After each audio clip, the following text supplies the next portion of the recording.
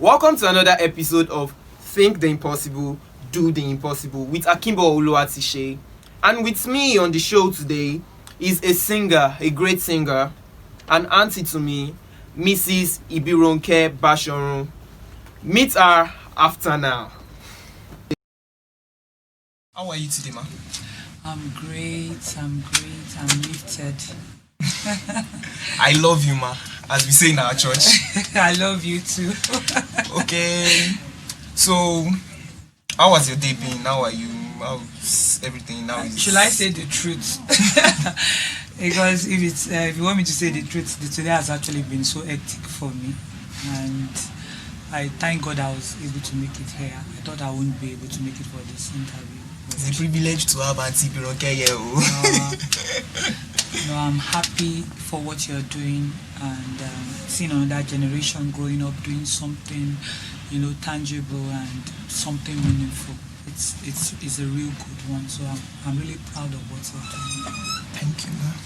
So for those who doesn't know who Auntie Ibironke is, she's my auntie. She's my mom herself. Can you please introduce yourself to our audience? Okay, my name is Ibironke Bashorun, although a lot of people know me as Ibironke. I'm a musician, and I'm a relationship coach. Then I'm an administrator of an hospital. Okay. I think I have a lot of sides to myself. I'm into business, but majorly I'm into music. My auntie's multi-purpose. I do. Okay.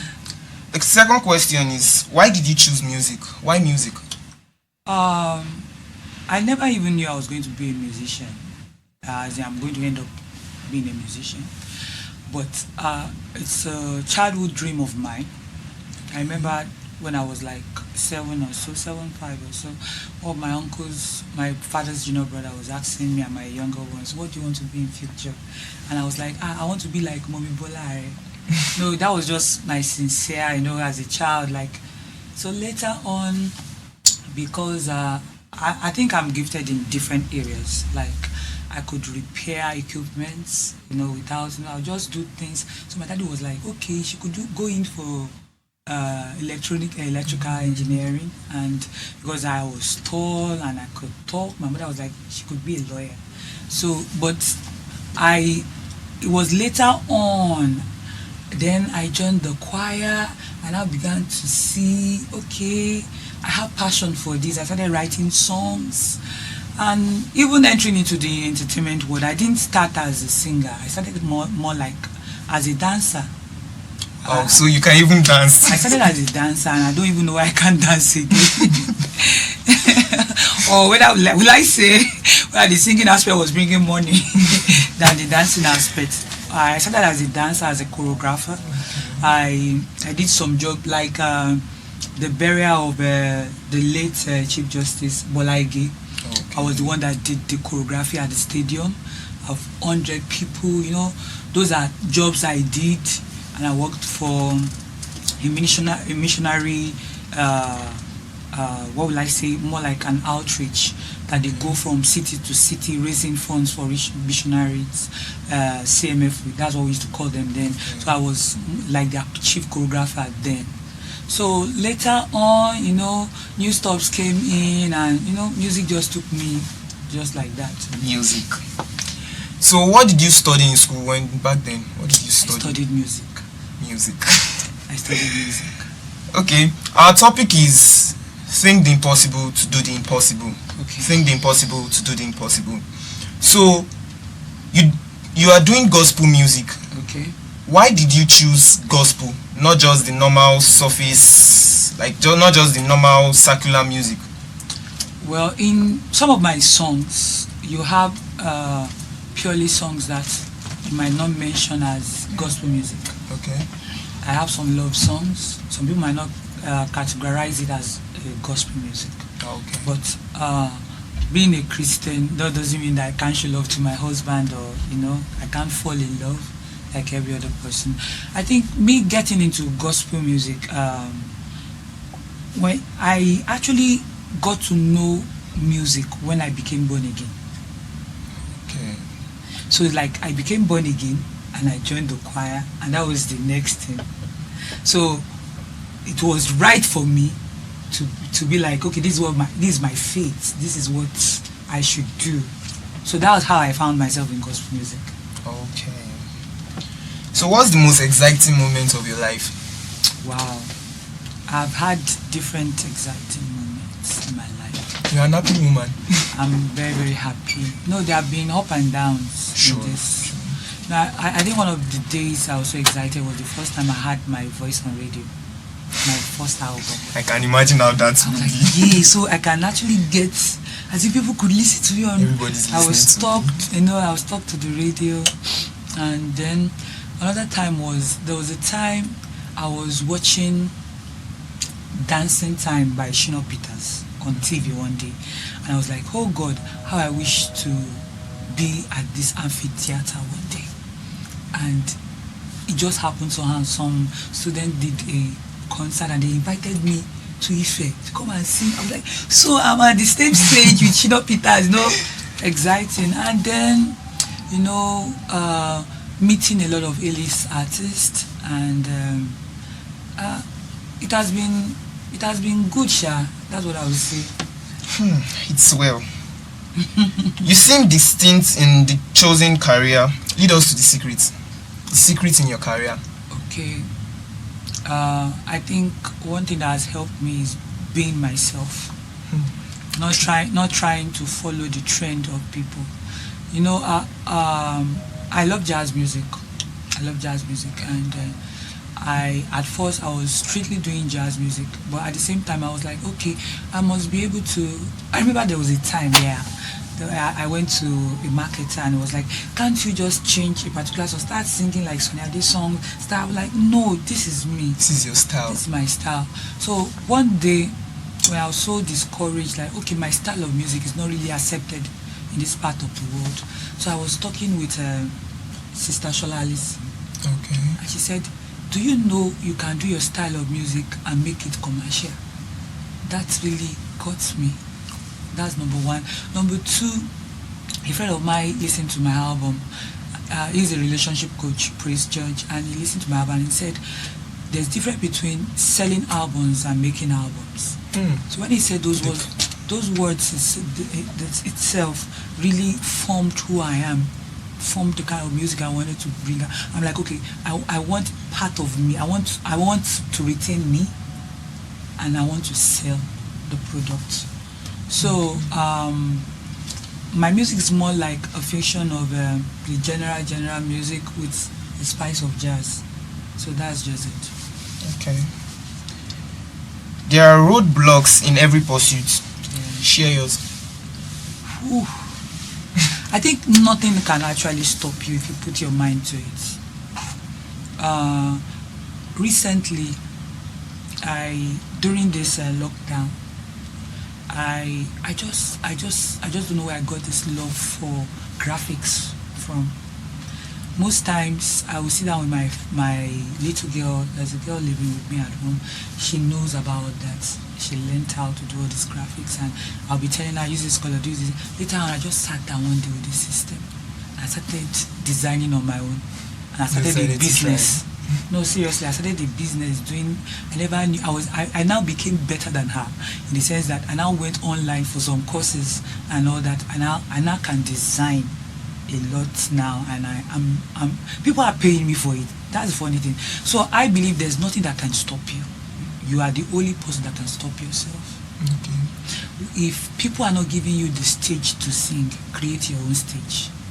True. So that's just it. So except from being a musician, you're also a graphist. I don't even understand myself again. It's good. So there are some differences between gospel music and normal gospel music on the surface. Like, I heard gospel music is singing to God spiritually. Then some people, they sing to God, but they are not in the spirit. So can you just share more light on it? How can you sing to God and you're not in the spirit? Some people just sing. No, I think human beings, we have a way of classifying people. Okay. We need to understand the difference between our faith and our career. A lot of people don't understand that being a gospel musician doesn't mean that you can, or as a Christian doesn't mean that you You cannot sing secular music. So this is my take to it. What is the gospel music? What is gospel itself? Is the good news of Jesus. Anything that brings the good news of Jesus is the gospel, and in music. So it's not about a particular beat. That is the God. You know, there are some people, they believe you put go-go in a song, it is not spiritual, and if there's a particular way you need to dance. Nobody showed us how David danced. Yes. There was no Azonto was not in the Bible, and there's no 2 and 2. No, it's not there. So I think the gospel is it's so simple. What is gospel music? It's just about Jesus. Anything, any gospel music is a music in any form that talks about Jesus, the good news. So what is secular music? Well, secular music, to my own understanding, Okay. well, it's just the general music where anybody who is not attached to a particular religion can listen to. Okay. I wouldn't lie to you, I listen to a lot of stuffs because if I want to, recently now I'm trying to do a song on like a Motown type of song, and I know we don't have Christians that do stuffs, so I need to research, then I need to listen to all those songs, then to be able to, this is how the music sounds like, and this is how, every music has its own effect. Yes. So I wouldn't want to do an R&B song and I would say, okay, I want to sing like Fuji there. I don't know if you understand what I'm saying. Yes. So to me, I feel secular music is a song that anybody can listen to. It doesn't affect your faith. Some people, like if I'm saying Jesus, Jesus now, a Muslim might find it difficult to relate to it. You get? Okay. Yes. A song that gives everybody a middle ground. I think that's what we should say. Okay. So how were you able to navigate around music? Like, how did you find your way around music that you became known? I think the first thing was that I had this great hunger to learn, and I'm still learning. I'm learning from you guys now. We learn every day. Yes. The day you stop learning, that's the day you begin to die. Sure. I'm still learning, and that's something about me. I don't care the age. I'm 45 this year. I don't care how old the person that is about to teach me. The most important is I just learn. Recently I was telling somebody I want to learn a particular craft, just to know it for fun. So I think what has really, differentiated me is more like learning, trying to know more. Like last year now, I just told myself, okay, I need to start doing rehearsals on ribs. Okay, let me start doing that. Even I just let a rib, I try to do an exercise on ribs a day, and it will just accumulate like that. It becomes part of you. Yes. Then another thing I think helped me was being humble, and then moving with people that have gone ahead of me. People who know more. Yes, and emptying myself to new possibilities, emptying myself, but for me to understand, to be able to take in. I think those are the things that have helped me. Okay. What advice do you have for the upcoming artists who are looking up to you and want to be like you? Auntie Ibironke has fans. You want to be like me? It's a 27-year in making to be like me. So there's nobody that can be like me. Just be yourself. That's just the truth. I like people being themselves. Do you. That is what makes you stand out. And like I said, keep learning and be humble. That's it. At what point do you think it's reasonable for one to back up in the face of challenges?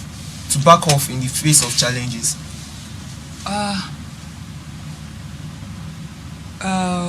When you run away from challenges, that means that your strength is too small. Challenges are those things that make us stronger. Okay. They make us wiser, because nobody gets to the top, like our father says all the time, Pastor Emmanuel. There's an effort to climb up to the top, and most times those efforts to climb up are not easy.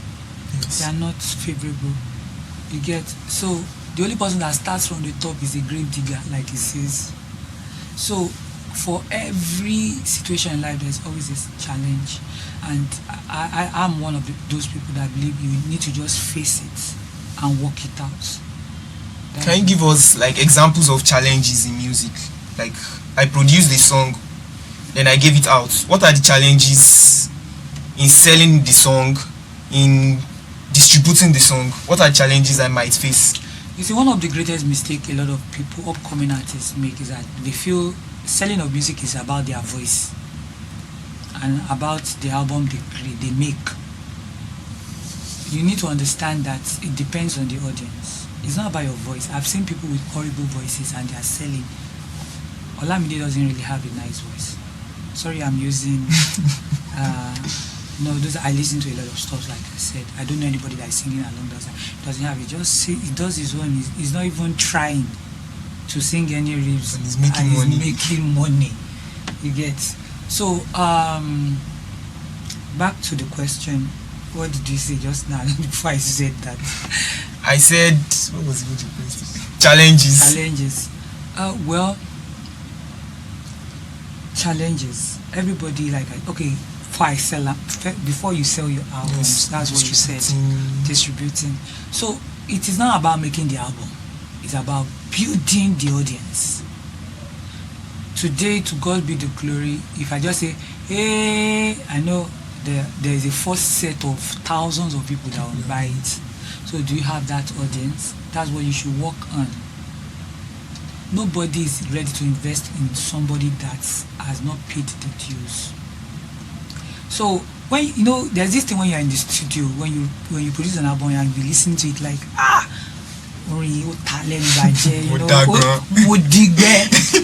those kind of things. You might listen to it and be like, but the truth is that it might not appeal to the listener. You like it because you wrote it. So that's just it. So you like I said, you just do yourself and understand your audience. I think the most challenging part for most artists is building their audience. When you begin to run from one place to the other, there is no how you can build an audience. A good musician should have a base. I have a base. Living Spring is my base. You get? Yes. I must be able to fall back on something. So that's just it. Okay. We are talking about thinking the impossible to do the impossible. So, Auntie Ibironke, if you were a superhero, what superhero will you choose to be?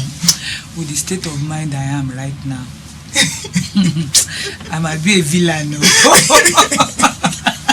I'm telling you. No, that's something I really love about myself. That's something I really love about myself. As in, I'm just myself. I can't pretend.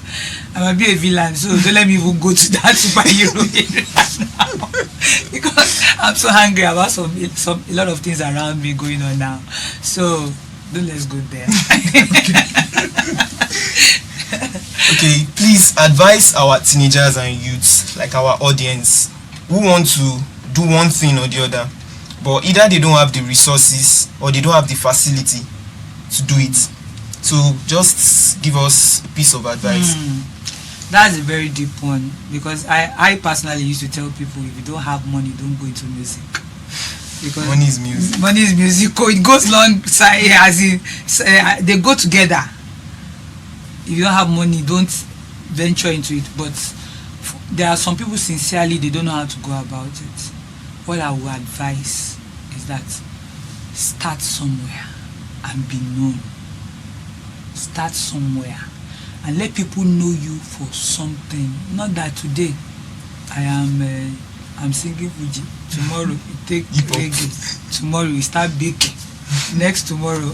It is when you have actually made it, you can now diversify into a lot of things. People will follow you. That's because just your so consistency is very, very important. I don't know if I should use this example like my pastor used to say, though it's kind of ras, but it's the fact. He said when you keep peeing at the same spot, the effect will not come out. But when you keep peeing at that same spot like 100 times, everybody will know that somebody is so consistency, very, very important. Don't give up. There have been times too I felt like, oh, this thing is not working, but because I love what I am doing, I just kept doing it. I kept doing it. When there is no money for it, I kept doing it. And then be ready to serve. I've done albums I didn't have to pay a kobo. Earlier in my life, I've done albums. Be ready to serve. When in your place of service, your help will come. Someone will just come and say, you have a nice voice, let me produce you. How much does it take to go to the studio? I will pay. It starts that way. You can't just start going around begging people, or else you fall into the wrong hands.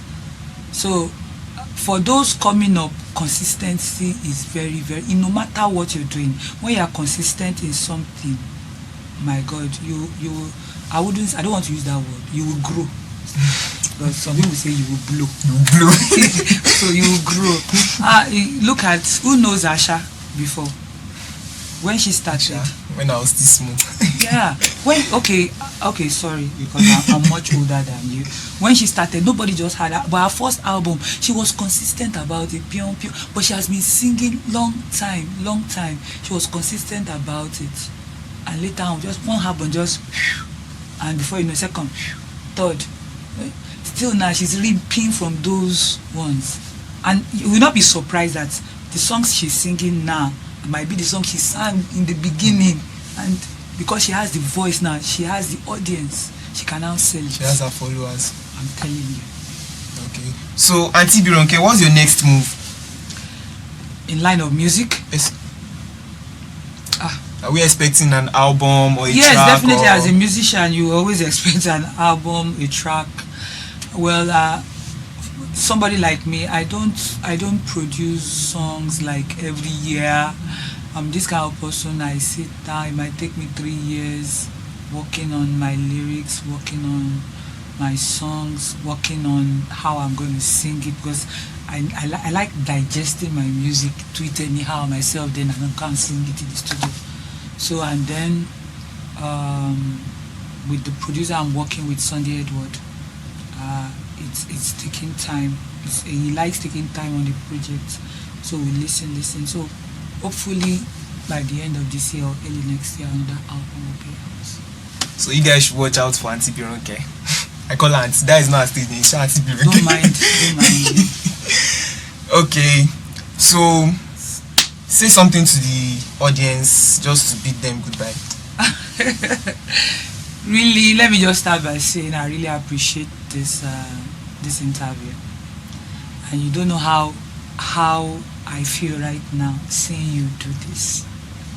You are not the Tishe, the stubborn Tishe those days in the secondary school uniform. Be like, what's wrong with this boy? well, audience, I would love you to follow my brother and follow his job. This is a good one. I'm feeling teary kind of right now because you don't know what I'm thinking right now. And for my audience, I would just say hold strong on God. No matter what you're going through, God is faithful. He will do exceedingly abundantly far above what you could ask or think. God bless you. Hope you enjoyed today's episode on Think the Impossible, Do the Impossible. What have you learned? You could go to the comment section and tell us. Don't forget to like, share, and subscribe. Click the subscribe button.